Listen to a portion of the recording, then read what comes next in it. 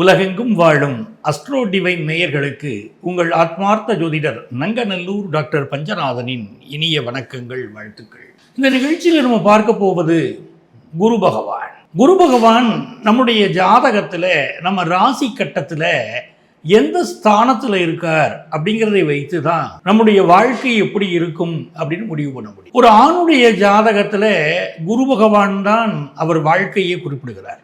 பொதுவாகவே நம்முடைய ஜாதகத்தில் இருக்கக்கூடிய குரு பகவான் தான் நமக்கு குழந்தை பாக்கியம் எப்படி இருக்கும், திருமணம் எப்போது நடைபெறும், நம்ம வாழ்க்கை நல்ல வசதியாக இருக்குமா இருக்காதா அப்படின்னு எல்லா விதமான விஷயங்களையும் இந்த குரு பகவான் தான் பேசுகிறார். இப்போ நீங்கள் செய்ய வேண்டியது என்னன்னா, உங்களுடைய ஜாதகத்தை எடுத்து வச்சுட்டு உங்கள் ஜாதகத்தில் ராசி கட்டத்தில் குரு பகவான் லக்னம் என்று குறிப்பிடக்கூடிய இடத்திலிருந்து எந்த இடத்துல இருக்கார் அப்படின்னு பார்த்து வச்சுக்கோ. இந்த குரு பகவானுடைய அனுக்கிரகத்தினால்தான் உங்களுக்கு செல்வ செழிப்பு வருது. கோடி கோடியாக பணம் வேணும் அப்படின்னு நினைக்கிறவங்க ஜாதகத்தில் குரு பகவானுடைய அருள் இருந்தால்தான் கோடி கோடியாக பணம் வரும். குடும்பத்தில் பெரியவங்க ஆரோக்கியமாக இருக்கணுமா, அப்போ நம்ம ஜாதகத்தில் குரு பகவான் நல்லா இருக்கணும். படிக்கிற ஸ்டூடெண்ட்டாக இருக்கும், நமக்கு ஒரு ஆசிரியர் நல்ல வழிகாட்டணும், லைஃப்பில் முன்னேறணும் அப்படின்னா அங்கே குரு பகவான் அருள் வேணும். நம்ம ஜாதகத்தில் இந்த குரு பகவானுடைய அருள் எப்படி வேலை செய்கிறது அப்படின்னு நம்ம பார்க்கலாமா? கும்பராசியில குரு பகவான் இருக்கார். உங்க ஜாதகத்தை வச்சுக்கோங்க, உங்க லக்னம் மேஷ லக்னம், உங்க ராசி எதுவா வேணா இருக்கட்டும், கும்பத்தில் குரு பகவான் இருக்கிறார். மிகச்சிறந்த மனிதர்கள் நீங்க. கும்பத்தில் குரு பகவான் என்று சொன்னால், கும்பம் அப்படின்னு சொன்னாலே கோயில் கலசம் நமக்கு ஞாபகத்துக்கு வரணும், கோபுரங்கள் நமக்கு ஞாபகம் வரணும். அந்த கோபுரத்தில் இருக்கக்கூடிய கலசங்கள், வீட்டுல பூஜை அறையில் வைக்கக்கூடிய கலசங்கள் எல்லாமே இந்த கும்பராசி. இந்த கும்பத்துல குரு பகவான் இருக்கக்கூடியவர்கள் வேத விற்பனர்கள் பல பேர் இருக்காங்க. வேதங்கள் தெரிந்தவர்கள், மந்திரங்கள் தெரிந்தவர்கள், வேத விற்பனர்கள், கும்பாபிஷேகம் நடத்தக்கூடியவர்கள், சாமியார்கள், பல பேர் கும்பத்துல குரு பகவான் இருக்கக்கூடியவர்கள் பூரணமான அறிவு உடையவர்கள் அப்படின்னு எடுத்துக்கிடலாம். ஒரு குடும்ப வாழ்க்கையை நடத்தக்கூடிய பெண் எடுத்துக்கிடுவோமே, நம்ம மிகப்பெரிய சாமியார்கள், மடாதிபதிகள், ஞானிகள், இவர்களுக்கு கும்பத்துல குரு இருக்கு. நம்ம இருக்கல, நிறைய பேருக்கு இருக்கு, மிகச்சிறப்பாக இருக்கிறார்கள், எல்லாம் சரிங்க. ஆனால் சாதாரண ஒரு குடும்பத்தை நடத்தக்கூடிய ஒரு ஆணுக்கோ பெண்ணுக்கோ, ஒரு குடும்ப தலைவிக்கோ அவர்கள் ஜாதகத்துல குரு பகவான் கும்பத்தில் இருக்கிறார் வச்சுக்கோங்களேன், மிகச்சிறந்த மந்திரிகளாக இருக்காங்க. கணவனுக்கு ஆலோசனை சொல்லக்கூடிய மிகச்சிறந்த மந்திரி, ஒரு குடும்பத்தை நல்ல வழிநடத்தி சொல்லக்கூடிய ஒரு கணவன் கும்பத்துல குரு இருந்தா அப்படி இருக்காங்க. ஒரு பெண்மணிக்கு கும்பத்துல குரு இருக்கு, கணவனுக்கு ஆலோசனை சொல்வதில் இவங்களுக்கு ஈடு இணை இல்ல.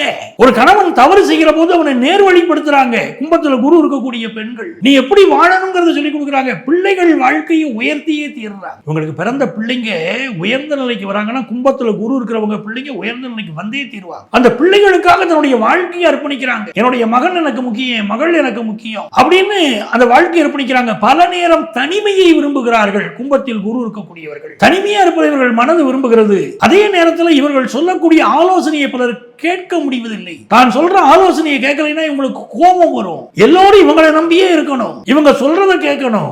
இவங்க சொல்றதை கேட்கலைன்னா கோபம் பல மடங்கு பெருகுது. எடுத்தறிந்து பேசக்கூடிய தன்மை வந்துருது. கோபம் நிறைய வருது. கும்பத்தில் குரு இருக்கக்கூடியவர்களுக்கு அமைதியாவே தெரிகிறாங்க, ஆனா திடீர்னு கோபம் வருது பாருங்க. அந்த கோபத்தினால் பல நேரங்கள் குடும்பங்கள் நிலைகுலைந்து போகுது, உறவுகள் நிலைகுலைந்து போகுது.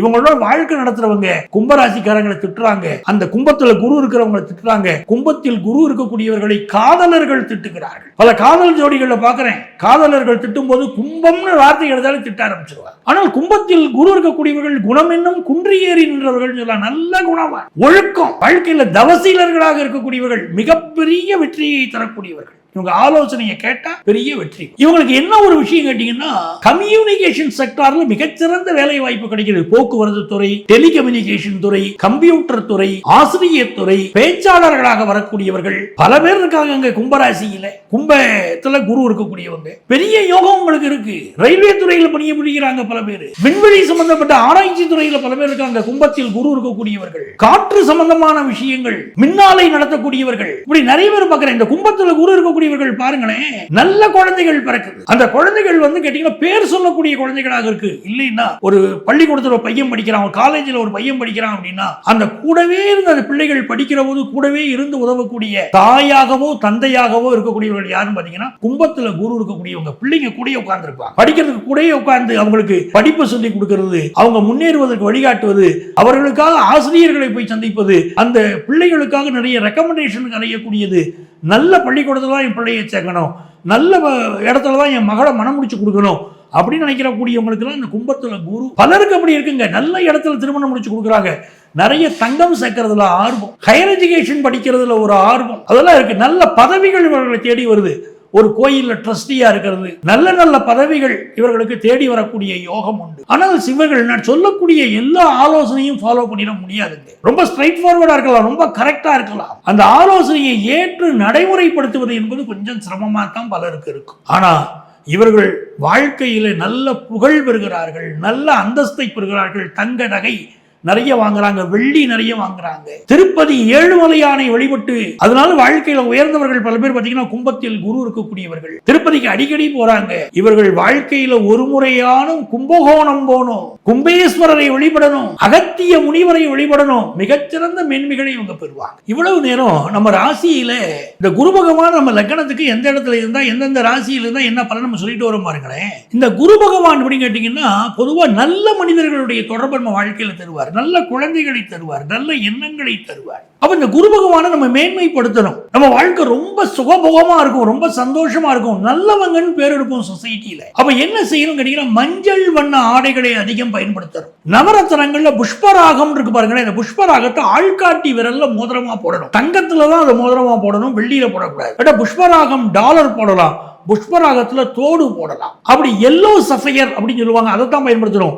வெள்ளை புஷ்பராகத்தை பயன்படுத்தக்கூடாது, எல்லோ சஃபையரை பயன்படுத்தணும். குரு பகவானுக்கு மஞ்சள் வண்ண ஆடைகளை வியாழக்கிழமைகளை அணிவித்தோமானால் இந்த குரு பகவானுடைய அருள் கிடைக்குது. நவக்கிரகத்தில் இருக்கக்கூடிய குரு பகவான் அவருக்கு மஞ்சள் வண்ண ஆடைகளை அணிவிக்கணும். வாழ்க்கையில பெரிய வெற்றிகளை நாம பெற முடியும். எந்த துறையில் நாம சாதிக்கிறோம்னாலும் இந்த குரு பகவானுடைய அருள் இருந்தால் பல்வேறு துறைகளில் சாதிக்க முடியும். ஜாதகத்துல குருவும் ராகுவும் சேர்ந்துடுறாங்க. குருவும் கேதுவும் சேர்ந்தால் கேள யோகம்னு பேரு, செல்வ செழிப்பு வரும்னு சொல்றாங்க. குருவும் ராகுவும் சேர்ந்தால் குரு சண்டாள யோகம்னு அர்த்தம். தெய்வ நம்பிக்கை குறைஞ்ச போது பல தவறுகளை செய்யறோம். செயற்கை முறை கருத்தரித்தல்ல குழந்தை பிறக்கக்கூடியவர்கள் பலருக்கு பாத்தீங்கன்னா குரு ராகுவுடைய தொடர்பு ஏற்படுகிற போதுதான். உங்க ஜாதகத்துல எங்க குரு இருக்காரோ அது மேல ராகு போகும் போதோ, உங்க ஜாதகத்தில் எந்த இடத்தில் ராகு இருக்கிறாரோ அதன் மீது குரு போகும் போதோ செயற்கை முறை கருத்தரித்தல்ல குழந்தை பாக்கியம் உண்டாகுது. அப்படி நிறைய நன்மைகள் குரு பகவானால சொல்லிக்கிட்டே போலாம். அந்த குரு பகவானை வழிபட புத்திரவாக்கிய பிரச்சனைகள் இருக்காது. ஃபெர்டிலிட்டி சென்டர் நடத்துறவங்க எல்லாம் வியாழக்கிழமைகள்ல குரு பகவானுக்கு அர்ச்சனை செய்து கொண்டு வாருங்கள். உங்கள்ட்ட வரக்கூடிய மருத்துவ பயனாளிகள் மிகச்சிறந்த பயனை பெறுவார்கள், நல்ல ஆரோக்கியமான குழந்தைகளை பெறுவார்கள், குழந்தை பிறப்பு விகிதம் அதிகரிக்கும். ஆக குரு பகவானை வழிபடக்கூடியவர்களுக்கு எல்லா வகையான நன்மைகளும் வரும். மேஷ லக்னத்துக்காரங்களுக்கு குரு பகவானும் சனி பகவானும் சேர்ந்தால் பல பிரச்சனைகளை தருகிறது. ரொம்ப கவனமா பார்க்கணும். மேஷ லக்னத்துல பிறந்தவங்களுக்கு பாதகாதிபதி சனி பகவான். அந்த சனி பகவானோடு குரு பகவான் சேருகிற போது பெரிய பிரச்சனை வருகிறது. அதே போல மேஷ லக்னத்தில் பிறந்தவர்களுக்கு சூரியன் சனி சேர்ந்தாலும் குழந்தை பாக்கியத்தில் பிரச்சனை வருகிறது. அப்படி குழந்தை பாக்கியத்தில் பிரச்சனை இருந்தால் அதற்கு ஜோதிட சாஸ்திரத்தில் அற்புதமான பரிகாரம் இருக்கு.